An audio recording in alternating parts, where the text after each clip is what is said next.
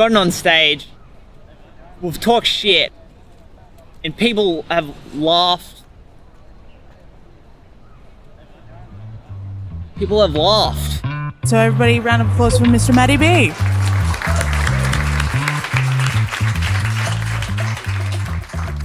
Good evening, Cambridge Hotel. Hello. All right, how are you guys going tonight? Good? We're all good? Does anyone here shop in Audi by any chance? Does anyone shop at, got Audi shoppers? Man, I hate shopping at Audi. I can't stand shopping. I'll tell you why I hate shopping at Audi. It's because they always lure you in there with these like amazing specials, but they end up buying just a heap of shit that you don't need, right? Like the other day I went into Audi and all I wanted was a saxophone, 1,000 litres of motor oil and a Scandinavian hat stand. I ended up walking out of there with bread, milk and cheese, just going, I don't even know what to do with this. This is bullshit.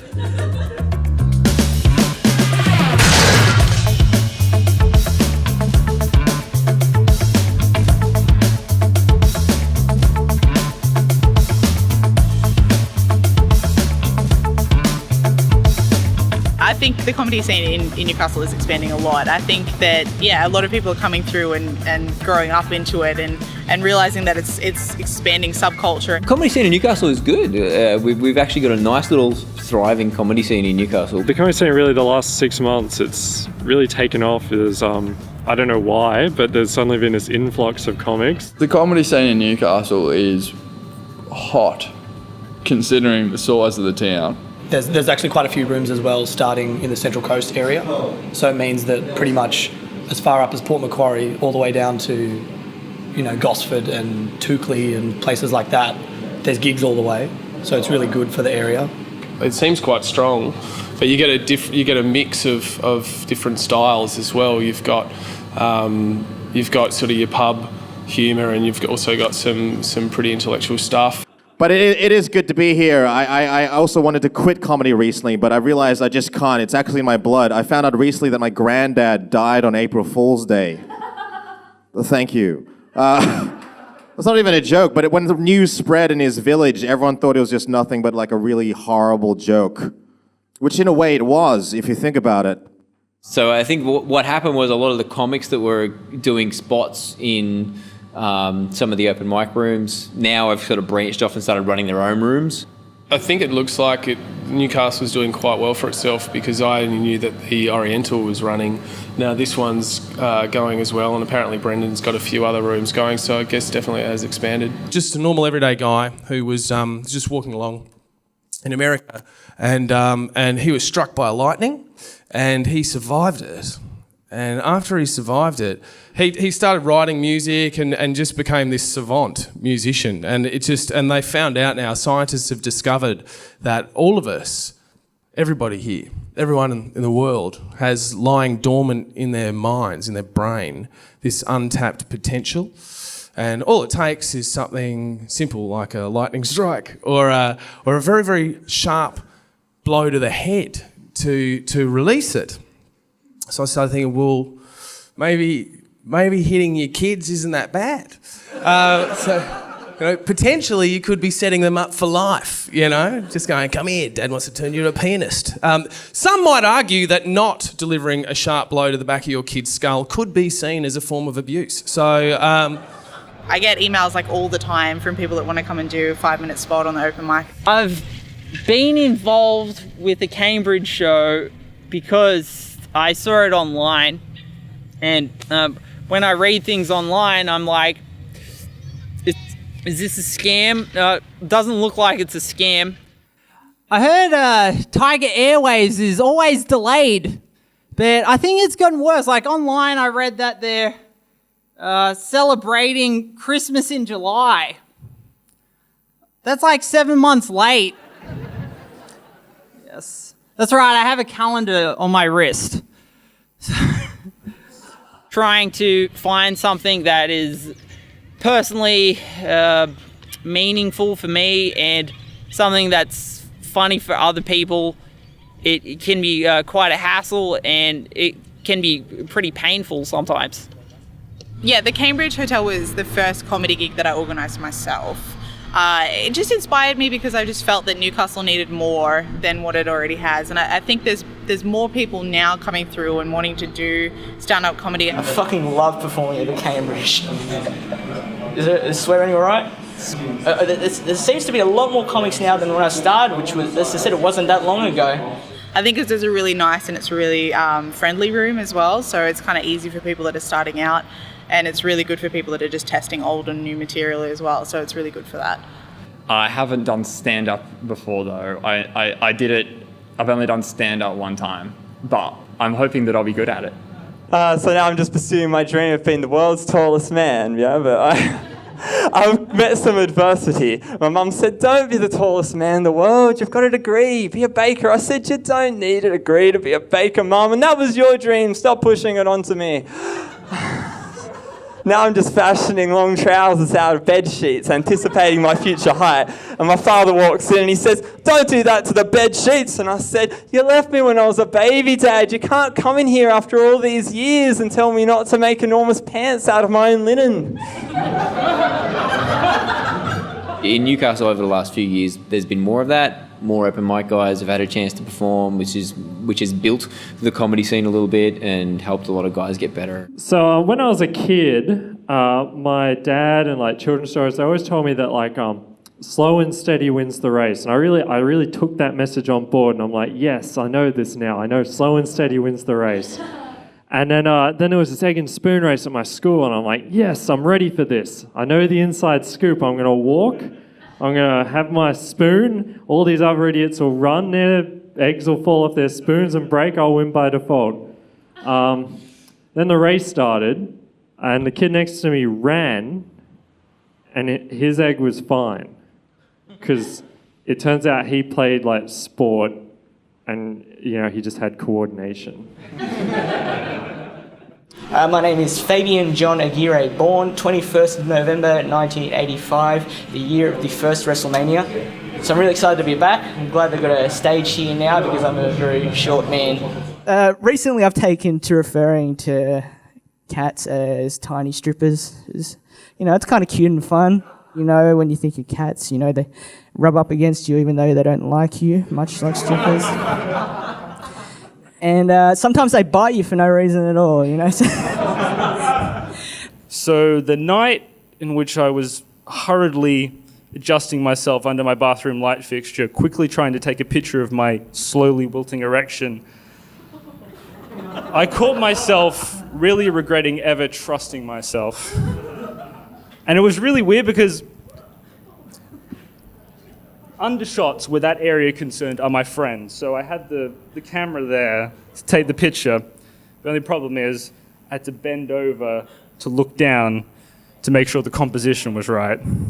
Because when you're taking a picture of your erection and sending it off to a complete stranger, you've got to be artistic about it. So I take the picture and I look at it, and it was shameful. It looked like I was photobombing my own dick pic.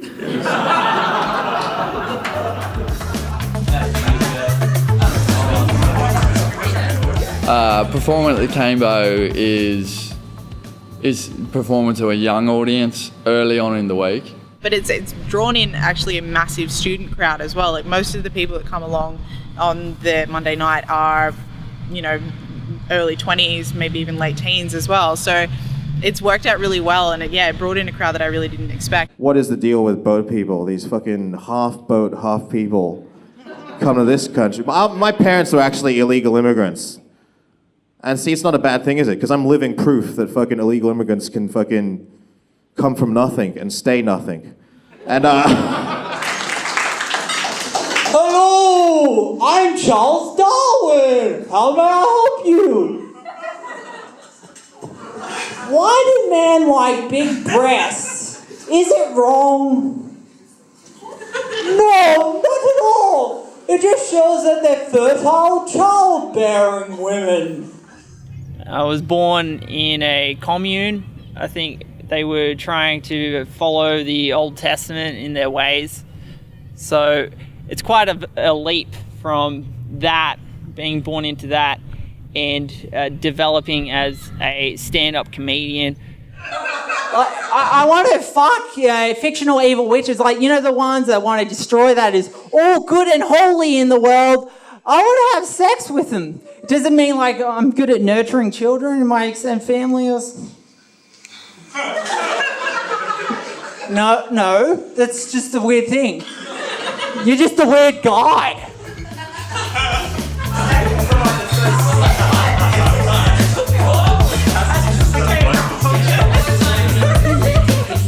Before I introduce Dave, because it's his birthday and he's 25, I know that you are really special and really, just fantastic and such a unique person, and I know that you will do whatever you dream in your crazy head, so, dream big, because you can do it, buddy. Yeah.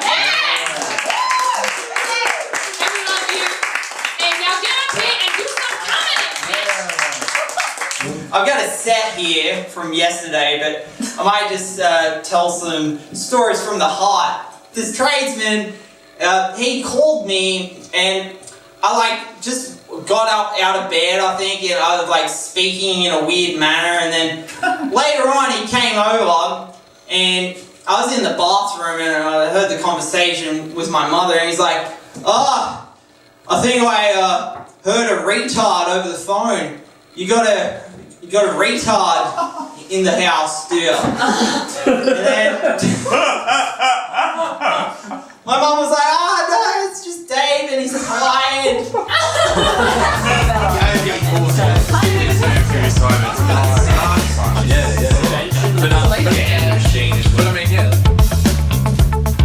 With a comedy, a lot of people would probably think that if I tell my life story, it's only suitable for a comedy. It's only ridiculous. You guys, I see you at Woolworths. I work at Woolworths. And I always say hi to them. I'm like, hi, I'm a comedian. And they just walk away. I mean, I should get spotted. I shouldn't spot the audience members. We always thought that there'd be an apocalypse coming just around the corner, and perhaps when we realized that's a bit of BS, and we weren't going to be in God's choir or God's chosen ones, and we weren't going to be picked up by angels, that maybe was a bit of a letdown and a bit of a disappointment.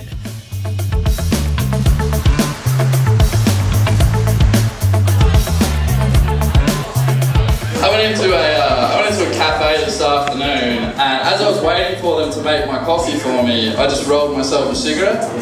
And this lady standing next to me, she turns to me and she says, "You know what? I think smoking cigarettes is disgusting." And I said, "Well, look, I am so sorry. I did not mean to let you assume that I could give a fuck what you think."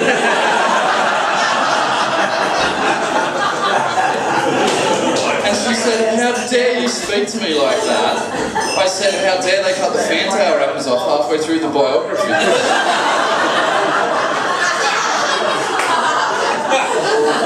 This is the world we're living in, lady. Get used to it.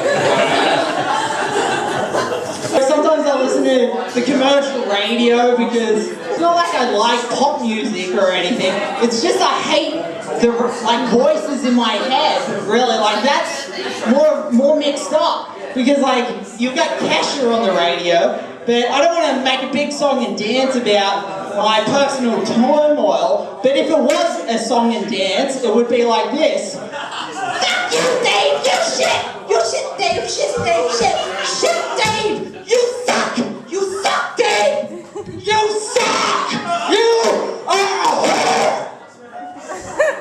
So, in comparison, Cash is pretty good. Yeah, I would say there are a fair number of comics who just give it a go once or twice and then you sort of never see them again, or they don't do it for a while and then they come back. It can be a difficult thing, I think, for people to get into, especially your first gigs probably aren't going to be the best, they're probably going to struggle a bit. I was watching the 1987 hit Chipmunks movie, Chipmunks Adventure, And I was watching that, it's a lot of family fun, the chipmunks and the chipettes sort of going around, having fun, good family fun. And I was just sitting there thinking, like, when are these chipmunks going to fuck? And like, I don't think they realise that they don't have a lot of time. Like, I actually looked it up. Chipmunks only have like 2 or 3 years to live. Like, they really sort of need to get into, the fucking already. And you guys calm down. You got to calm down. Hakuna Matata, he said in real life. Which I take issue with that because he's taking his life philosophy from a very specific part of The Lion King.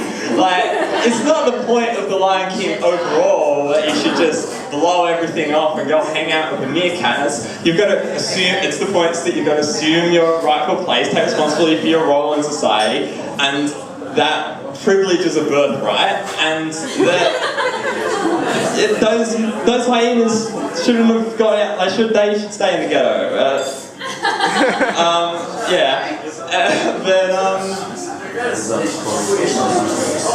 Shit, this is going bad. All right, new material. So have you ever been in like a field somewhere and you're like, hey look, there's a tree in this field. Oh look, there's another tree. Oh look over there, another tree. There's lots of trees in this field.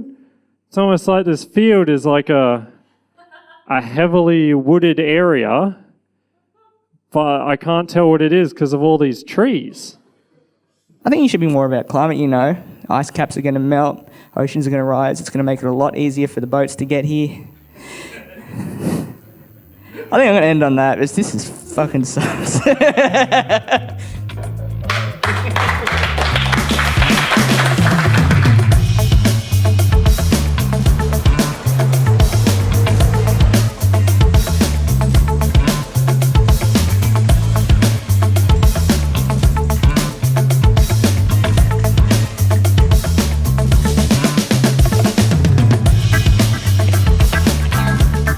So we're setting up a new room at the Crean and Anchor. Basically, it's going to be a night where anyone can get a 5-minute set, and I'm like pretty excited about it. Everyone I talk to is really keen. It's going to we're going to change the face of Newcastle comedy with this room, basically. Yeah, hello everyone. Trying some new material, so I'm a bit of a virgin with this material, so just rip me apart, please. Oh, okay. We think there'll be a space for creative people to make jokes that are authentic to themselves, but also catering to an audience, perhaps not the general audience, but an audience that likes comedy and are expecting to laugh. My jokes hand, it reads, God, parents, porn, and Asian. Which is also my internet browser history. Yeah, I'm always excited for a new room to open up in Newcastle. I think there's a sort of want for it out there in the comedy community in Newcastle. I think the comics will get behind it, especially since they can get on stage, and that's really all comedians are interested in. The other thing I hate is there's a yogurt called 5 a.m. yogurt. I hate the name of that because there's no way I'm up at 5 a.m. eating yogurt. It should be called 1 o'clock in the arvo and all there is fucking yogurt. Live comedy, Clown and Anchor. I mean, there's the element of it being live, which is great, but you've got to compete with the best comedy worldwide. Everyone has access to YouTube. But in some ways I like the new guys because they're a lot more natural and unforced. But I've watched so much comedy, the stuff that I laugh at isn't what other people laugh at. So I laugh when people screw up a joke or make a long excuse before they get to the joke. But I was listening to Jebediah. Do you guys remember Jebediah? Do you guys remember that song, She's Like a Comet? Yeah. I was like, she's like a comet. I remember that one? Just a quick one, Jebediah. How the fuck exactly is she like a comet? Because I'd really like to know. Is she being tag team drilled by Bruce Willis and Ben Affleck as she hurtles towards the earth with the possibility of destroying everything in her path? No, she's not. Actually, sir, that ATM's out of service tonight. I'm going to see how much money you have. No, I'm not really. That's ATM etiquette, everyone. So exactly like, how is she exactly like a comet? I wanted a space for comedians to be able to do whatever they wanted, really. Just 5 minutes of what they please, basically. 7 people a year are raped by dolphins, which is I know, that's just a weird thing to hear, isn't it? I don't think 7 people a year are getting raped by dolphins. I think 7 people a year are getting caught having sex with dolphins and thinking on their feet. The last month or so, we've been getting pretty good audiences, and they seem to like what we're doing. I'm really excited about the open mic format because it's allowed a lot of people who aren't really comedians, who probably didn't really perhaps like believe in themselves, to jump up on stage. And I have to go to the hairdressers a lot of the time. And when I walk in, they ask me how you want your hair done. I have to say, take a little bit off the top or thin it out a bit. When what I really want to say is, can you make my hair on my head not look like my pubes? and they say no. The Clown and Anchor has been an opportunity for a lot of people. I feel that it's kind of taken a life of its own, and it's not really my show. It's become bigger than that. How good's this guy's support? Right here, I couldn't feel more comfortable with an AFL player pumping the fist at me. Thanks, buddy. My name's Steve White. I've got epilepsy and a learning disability. So pretty much fucked if you ask me to read at a disco. And then we also have comics like Steve White, who have been doing comedy for quite a few years now, but they haven't had that regular format that they perhaps would have liked to have beforehand. And now you see Steve White, smashing each time, and you see this growth in him, and that's really encouraging for both me and other comics. Like, the other thing I hate is when people with ears, spaces in their ears and stuff like that, and then just body piercings and putting holes in yourself. They call it modification. And it really annoys me because, if I was a mechanic and I put a hole in someone's door, I've just fucked their door. Imagine that. I'm a mechanic, someone goes up and they go, there's a hole in my door. And I just go, no, modification, mate. We're getting a pretty regular audience of people from Newcastle lately, and I'm really happy that they're having fun with us too. It gives them an opportunity to do it, and it seems like we're getting quite a few women on the stage. I'm so shit with names. I couldn't get my driver's license because I spelt my own name wrong on the form. Man, I was so wasted that day. But another good one that I like to say to my housemate is cunt bucket. This is a good one in a few ways because is it a bucket full of cunts? Or is it the cunt the size of a bucket? Or is it a bucket the size of a cunt? So, you got a giant gaping cunt. Or a useless bucket. I think audiences these days are pretty sophisticated, and they get the system of comedy, and they can laugh at kind of the in-jokes, because there's a lot of television you see, and that's about the behind the scenes of the TV show or the life of the comedian. And so in a way, everyone's a comedian now. I'm gay, but I don't like to mention that in mixed company. Not because, like, I'm closeted, but most people get the impression that suddenly that I'm like this ambassador to gaydom, so they can just talk to me about any questions that they might have. And it's like, I don't have a degree in man-on-man appreciation. For me, being gay is a pastime. It's not a profession. I don't have all the available information on me. So I'm not going to... But they come to me and they vet ideas and, I don't know if this is homophobic or not. And it's like, you think you have problems? I'm a gay man who occasionally has homophobic thoughts. In terms of self-abuse, that's the mental equivalent of going like on a drunken bender, blacking out, waking up only to realize that you've left a flaming bag of dog shit on your own doorstep.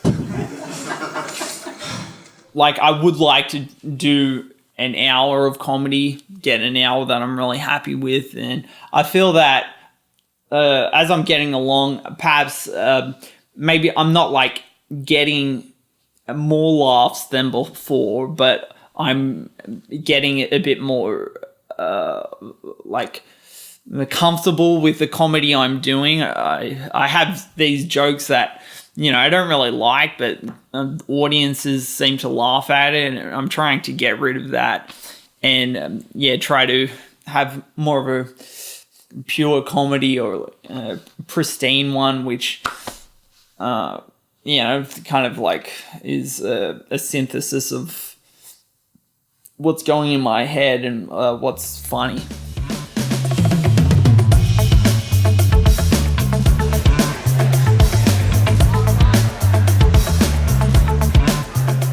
Nicholas Phillips and I have a Fringe show in September.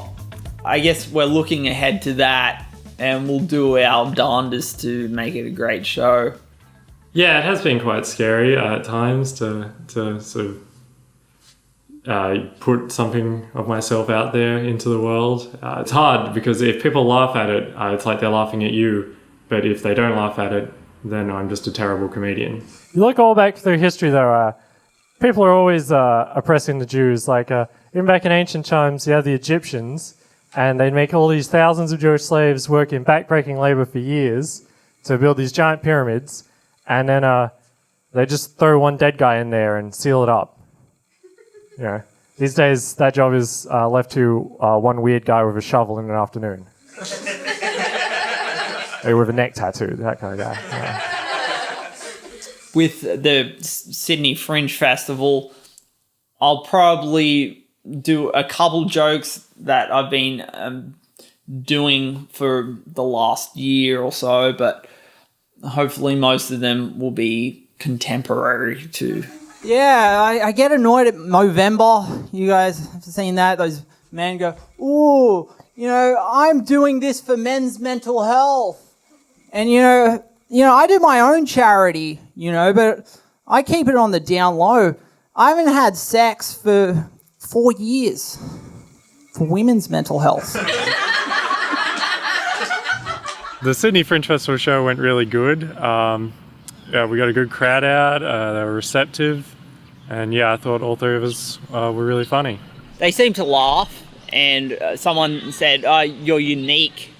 When someone says you're specifically different, I'll take that as a compliment. I have trouble, with self-esteem issues. I work at Woolworths. I get paid, $20 an hour, and just hate it when others advertise how much they're worth per hour. Like, went to 7-Eleven with my friend, and I saw this sign saying, trailer hire, $25 an hour. Ooh, I'm impressed. I am impressed.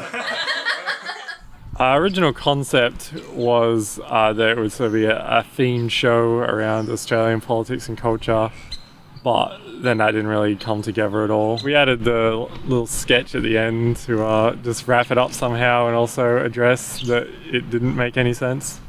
Once you get the set together and you feel pretty confident with it, you've got to let go of trying to remember what it is, and you're only the person on the stage. Back in my day, we had iPhones in our pockets and they did whatever we told them to. Steve Jobs is history's greatest monster. Siri was the voice of generations crying out for freedom. What's wrong? Problems at home, Bart? It's my ignorant grandfather. Oh, he's just bitter that his Sydney Fringe show ended so poorly all those years ago.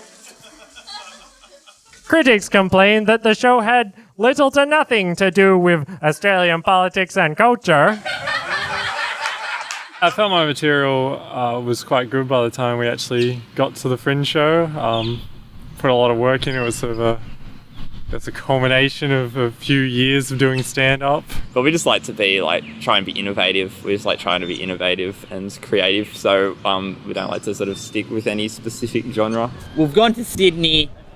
Nick has been able to organise this great event. Gotten on stage, talk shit, and people have laughed. People have laughed. You know, those little girls, you know, they go to Disneyland, they can afford that, and they dress up like Cinderella and go to a castle. And, you know, I couldn't afford that as a kid. All I could afford were the water slides at Foster Tuncurry. Just get flushed down a pipe. We don't really care that much if we get a bad reaction so much.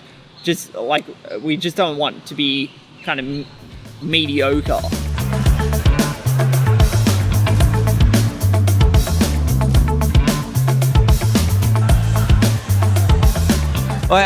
We get a hard time in Newcastle because people accuse us of being bogans a lot in Newcastle. And look, I don't blame bogans for being stupid, okay? I do not blame bogans for being stupid. I blame the school system because the school system is not geared to educate bogans. There's nothing in there that they can relate to, right? Like you pick up a maths textbook in a high school maths textbook and it'll say something like, problem 15. A plane takes off from New York City at 8 p.m. and it travels east for 4 hours at a speed of... there's nothing in there that bogans can relate to, right? Traveling, going places, there's nothing in there that they can relate to. We need to adjust the curriculum so that there's more relatable shit in there for them. We need to pick up a math textbook that says things like, problem number 15. Claire is a 14-year-old mother from Windale. She has 3 children to 3 different fathers. If the first father pays Claire 50% of the child support that he owes her, and the second 2 pay 0% because they've been convicted for settling fraud, what is the percentage likelihood that Claire will have to suck cocks for meth? It's relatable. I mean, if you go to the comedy rooms in Newcastle, they're chockers. They love it, there's clearly a market for it. There's clearly an audience. I enjoy coming away from Sydney because the audiences are different. A lot of people would say that sometimes they're a bit rougher, but in fact, if you can get it right, they're a lot friendlier. I think in Newcastle, if you're a comedian who wants to perform, you kind of get sick of having to go to Sydney and having to do open mic spots in Sydney. And then the asteroid comes down and kills us all. But we weren't sad. Those tears. We weren't crying out of anxiety and dread from the asteroid. We were crying because we created this beautiful work of art capturing the pathos, but also the love and the beautiful absurdity of life. And we were okay with death. We were okay with the asteroid hitting us. Yeah, okay. Thanks for that, guys. Don't worry.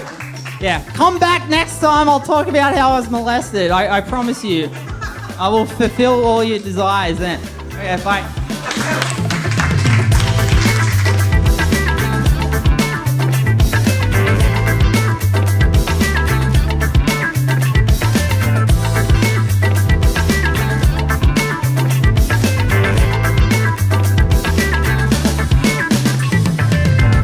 What can I say? A lot of my friends are, hey Nick, you should leave on a high. You should leave them wanting more, but I don't want to be a prick tease, you know what I mean?